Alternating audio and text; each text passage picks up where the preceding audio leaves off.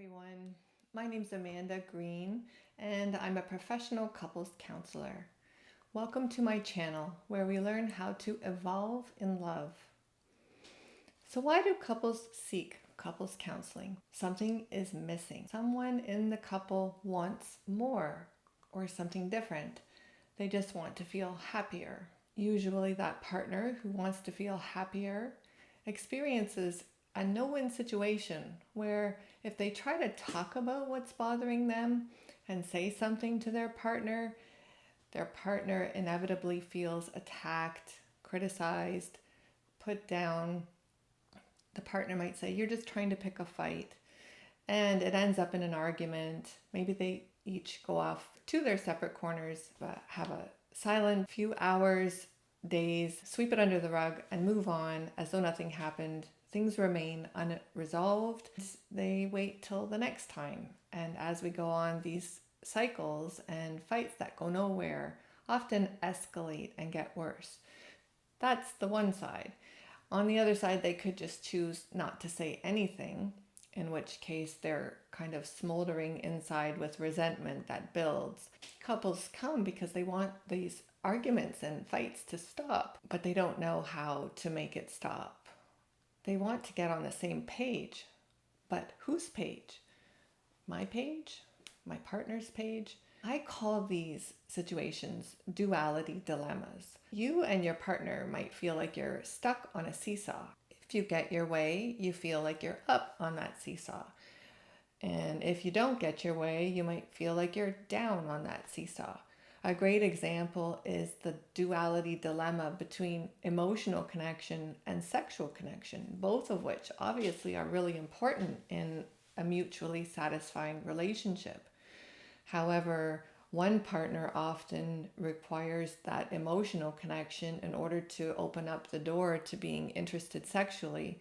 Whereas for the other partner, it's the opposite. They desire that sexual connection, which then opens up the door to feeling emotionally connected and being emotionally demonstrative or responsive. And it becomes a dilemma of who's first. It's like this romantic chicken or egg scenario. Who gets to be up on that seesaw first and kind of get their way, and who has to be down on the seesaw? We don't really want anyone to be down on the seesaw. Obviously, couples come in and they present their duality dilemmas and ask me, "So what should we do? I don't know what to do. How do we move forward without dredging up the past?" They want tools, they want direction and guidance and solutions.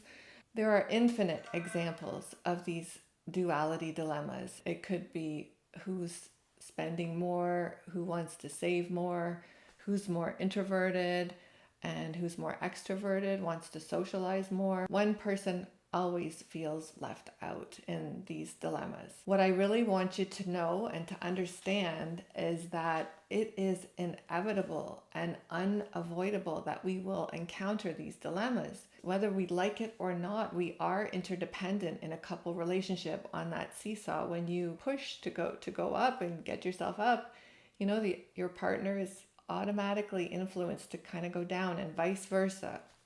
So we impact one another, whether we intend to or not. If you don't push or do anything on the seesaw, that also affects your partner on the other end. They feel like they're there on this seesaw kind of alone. It's like, where's the give and take? Where's the push and pull? Like, where's the relationship? It just feels like sort of dead if nothing's happening on the other end as well. So even when we try to be quiet and avoid conflict and just sort of go along to get along, we're still influencing our partner on the other end of the seesaw. I had so many couples come to ask for help, especially during COVID. There was such a rush when all of a sudden everyone was kind of face to face at home and couldn't avoid their issues anymore and needed help desperately. A lot of these couples had children, little children, so they really wanted to maintain their family unit. A lot of them were turned away and couldn't find help for various reasons. Everyone was booked or it's too expensive to get couples counseling as well. So I decided to write a book and share everything I know, which I did do. I have my book here. I will show it to you. It might have a glare on it. I'm not sure. But it is called The Butterfly Blueprint, revitalize your relationship and keep your heart fluttering forever. And this is a summary of everything I know over my 10 years or so specializing in work with couples. I've worked as a counselor for about 25 years, but specialized with couples for 10. So I've worked with hundreds of couples and helped hundreds of couples. I use the metaphor of a butterfly to depict a couple relationship. A butterfly has 4 wings altogether. So you have 2 wings, your partner has 2 wings on this butterfly, a left set of wings and a right set of wings. And like I was saying earlier, these wings are interdependent.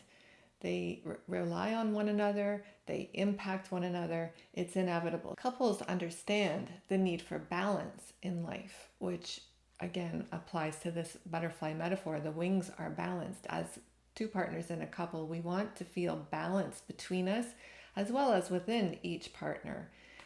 We understand the need for a balanced diet, work-life balance, a balanced budget, but we seem to have missed the memo for creating balance in our relationships consciously. We want to believe that balance should just come naturally in a relationship. It should be organic. People often say, why should I have to work so hard in a relationship? It shouldn't be this hard. It should be easy and fun and enjoyable. And sure, we want it to be all those things. However, anything in life that's worth something takes some effort to get there. We try to balance ourselves in our relationships, but it becomes a real conundrum for everyone. I hear the same types of comments all the time. Where do I draw the lines? Is this reasonable to want this? Or is what my partner's doing, is it reasonable? Is it abusive, or is it controlling, or am I just too sensitive? There's always this weighing and calculating both sides of these equations and wondering, am I too much? Is my partner not enough? What's reasonable? And how do we both win? How do we both feel balance? In my book, it's divided into 2 parts. Part 1 is called the caterpillar. It's all about how you get stuck in your relationship. It's only 4 chapters. There are 12 chapters in the book altogether, so it's a relatively small part of the book. I didn't want to go on and on about the things that you already know and you already experience. You know what's not working. You know how the arguments go and nobody wins and it divides you, etc. So I tried to keep that part short, but it's called the caterpillar. Part 2 is called the butterfly, and this is where we really get into what works, what you need to do, the principles for an interdependent relationship, 24 related practices that go with the 8 principles. So there are 8 chapters in part 2. Today we're diving into chapter 1, which is called Nature Made Relationships This Way. So falling in love is like the greatest con job ever. Nature kind of set us up with this bait and switch experience, which confuses a lot of people. You've heard of the honeymoon period, and everybody loves the honeymoon period and often wants to get it back when it seems to slip away. But that honeymoon period is forced on us, kind of. We're pushed into it by nature and this neurochemical cocktail of oxytocin, which is the cuddle or love hormone, dopamine, which is the reward hormone, and serotonin, which has been linked to the obsessive thoughts we have about our partners when we first get together. Falling in love is kind of like experiencing the taste of sweet milk chocolate. It's addictive and it's pleasurable. We enjoy eating chocolate and we enjoy our partners when we first meet. There's lots of overlapping areas, or enough anyways, for us to feel really good about the relationship. A lot of times when we say I love you, what we really kind of mean maybe is I enjoy you. Or we could tell our partner, I love you like chocolate. And that would kind of show how it's not really you I love the way I feel when I'm with you. I love that high, that hormonal high that I get when I think about you, when we're together. And then the problem with this chocolate love is that once that wears off and we go through the honeymoon period and that dies down, It's like, oh, I don't think I love you anymore. But what we really mean is, I'm not enjoying you as much as I used to. I don't feel as good when I'm around you as I did before when we first met. You could say the same thing about fish. You could say, well, I love you like fish. And that's kind of a more extreme example than chocolate, because when I love fish, I don't mean I love the fish. I love the taste of the fish. When the fish and chips dinner, I love fish and chips, but the poor fish died in order for me to enjoy eating it. So that's not really that I love the fish. I love, again, how I feel. In that Venn diagram I talked about and showed you with the butterfly and the overlapping Venn diagram, in the honeymoon stage, it's like you're in that shared circle area where the circles overlap, or the body of the butterfly in between the two sets of wings. And it's like you're there with no effort. You just naturally kind of effortlessly glide into this overlapping area because of all those hormones we talked about. And that's the bait. The switch comes after the initial high or the hormones wear off. And then what happens is the reality of duality sets in. Those duality dilemmas kind of, you start to notice, oh my gosh, like my partner is messier than I thought, or my partner has bad breath in the morning more than I experienced before because they were maybe more careful about brushing their teeth. My partner has a temper, or oh, my partner maybe drinks more than I thought they did, or whatever the example is. But those outlier areas of the Venn diagram start to show up, and the differences and disagreements, those contrasts and distance between you and disconnection all start to show up in your relationship. And then you kind of have these questions and doubts like, what happened to the connection we had? Where did all that love go? And why did it end? Like, what's happened? I don't understand. I'm confused now. It's like, well, am I no longer good enough? Sometimes we might think, maybe my partner's just incapable of meeting my needs. Or am I unworthy? Maybe I'm just disappointing. Maybe I'm failing again. You may not only feel like you're on different pages. You might even feel like you're reading from different books at some points, or in regard to some of those issues like parenting, sex, money, in-laws, jobs around the house, addictions, all those types of things. The good news is, and I really want you to hear this too, please, it's nobody's fault. This is the point of my chapter, this first chapter. Nature made relationships this way on purpose. Nature pushes us together with those hormones, pulls us apart when the hormones disappear, creates those gaps, those differences. That sweet milk chocolate love turns dark and bitter. And nature does this on purpose for a very good reason, which we will talk a lot more about later in subsequent episodes. Please understand, this is not the end of your relationship. In fact, this is the beginning of your true relationship, where you learn how to relate to one another. You've heard the saying, every crisis is an opportunity. The same applies here with the bait and switch maneuver. You are being put through this so that you'll give up on wanting that infatuation or that hormonal high, and where instead you'll desire something different, which is wholeness and genuine intimacy. We're going to talk a lot about these things in subsequent episodes so you can understand really what I mean. But for now, let me explain based on a book written by Dr. Anna Machen called Why We Love. She does a great job of explaining how love is like the other physiological motivators that we experience in order to survive. Physiological motivators are when we feel some sort of lack inside, some deficiency, something's missing, we have a longing, and then it motivates us to act, such as I'm hungry and then I get some food and I eat, or I'm thirsty and then I get some water and I have a drink. The same applies to getting into couple relationships. We feel some longing, some desire, sexual desire, and that motivates us to connect in couples. We want to be close. We want to connect physically and emotionally, and our lives become intermingled. We move in together, we might share finances together, we might have kids together, and this keeps the human race going and developing, moving forward, evolving. So we act because we feel this lack inside that drives us to seek fulfillment.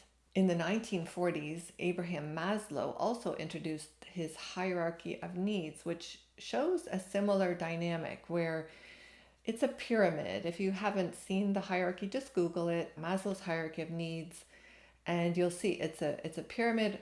On the lowest level is our basic animalistic needs: food, shelter, warmth, sex. When those needs are satisfied, we move up a level to belonging and self-esteem, love, relationships, and we continue to move up to self-actualization. Was originally the top of the hierarchy. He later introduced self-transcendence as the highest level on the pyramid. But the point is that as the desires are fulfilled, you end up back at the default setting of feeling this emptiness inside again, feeling longing again. So you need food, but once you feel in life you have enough food and you don't need to search for food, then you start to want something different. You start to move more internal, to internal desires like that. I want to belong. I want to feel important. I want to feel respected, appreciated. Those are internal emotional longings. And we continue to move up in this cycle of desire or emptiness and fulfillment, and back to emptiness again, but developing and moving up the pyramid, since our desires are always growing and changing. So it's a constant process. It's like being on a never-ending adventure of craving fulfillment and then craving again. And it propels our development without us even realizing it. As we're moving up the hierarchy, as we're fulfilling our needs, we take the path of least resistance. We move according to the law of least effort.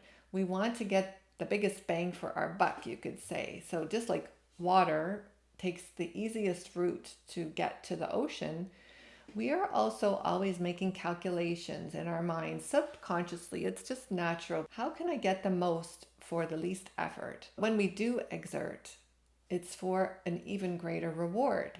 Like, for example, your partner might agree to go visit the family or visit the in-laws on a weekend, even if it feels awkward or uncomfortable, or they'd rather stay home and do something else, but they might choose to make that effort to come in order to maintain the overarching family harmony and make you happy as well in the process.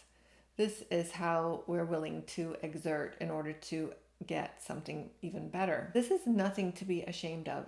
It's natural. It's human nature. It's how we were made, and it's how relationships were made. Those deficiencies or lacks that we feel inside, when we feel like something's missing, that is not a flaw, and it isn't anybody's fault. There isn't anything wrong with desiring what you desire. It's given to you, and that's normal and natural as you move up Maslow's hierarchy. It's part of a system designed to motivate human action. When you feel like something's missing, it's not because you're too much or your partner isn't enough. It's just how the system's rigged, so we're motivated to keep developing. In nature, balance manifests automatically. A great example of this is the human body. There are lots of organs inside, very, very different organs, unique, and together they sustain the body as a whole. They work interdependently, each one fulfilling its very different role, and together they keep the body alive. Another example is when wolves were returned to Yellowstone Park.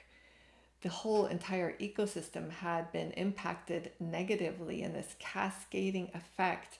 When the wolves were removed, they had originally removed them to try to take away these predators, and the park kind of fell apart. The whole ecosystem fell apart. And when they reintroduced the wolves, it reinvigorated the entire ecosystem, the entire park, and back to a state of balance. We as humans are a special part in nature. We crave more than basic animalistic needs. than the empty calories of sweet milk chocolate love. We want deeper inner fulfillment, and we are tasked with consciously building balance in our relationships. Whereas with the rest of nature, the vegetation, the animate level of nature, balance happens automatically. With human beings in our relationships, we need to bridge those gaps ourselves by working together. And that is what my book is all about. And so it's a lot to cover, 12 chapters, but keep coming back to this channel and we'll get through it together. We don't have to be driven by hormones as humans. We can get into the driver's seat ourselves. But how? This is the question. And oftentimes in couples counseling, I can say a lot of things and say, this is where we need to go. And the next question is, okay, that sounds good. How? I don't know how. No one said the journey would be easy. You have to really want it. You have to realize it's a process. You have to want to both win rather than getting your own way. You have to be willing to give a little in order to get a lot more than maybe what you thought. You have to want something different than chocolate love. Chocolate love is kind of like being a caterpillar. It's okay, but wouldn't you rather be a butterfly? A butterfly's wings work together harmoniously, just like willing partners in a relationship. Each wing has its unique role, and together they create a balanced, effective, interdependent system. Partners in a couple can do this too. There is magic in the chaos of the chrysalis for both a caterpillar and a couple. Sometimes couples might feel like they're inside a chrysalis with all that chaos happening and confusion and conflict and not knowing which way to turn, wanting that direction, that guidance. What do we do now? We're in this messy place emotionally and maybe in other ways. How do we get out of it? How do we move forward? This is what we want to know. The magic inside a chrysalis for a couple is that imaginal cells awaken, just like in a chrysalis for the caterpillar and butterfly. Imaginal cells awaken. We start to imagine what could be, how things could be different. And synergy occurs, where the whole becomes greater than the sum of its parts. This is when both partners aim toward their connection and have this shared value. Synergy occurs and new life emerges out of that synergy. So I really want you to take a big breath and just relax and try to stop reacting.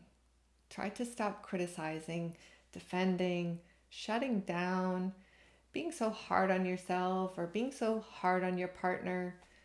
Your struggles are normal, and we are all in the same boat as couples. Your challenges are actually hidden opportunities to get what you want and even more. So embrace the journey and prepare to take flight. Together, you and your partner can rise by the strength of your shared efforts. Okay, so that's all I'm going to say today on chapter 1. Please comment with any thoughts, feelings, or questions. Thank you so much for being here. I'm so excited to share my book with you and the subsequent 11 chapters yet to come. Join us next time, please, for chapter 2. It's entitled Opposites Attract and Repel. Thank you so much.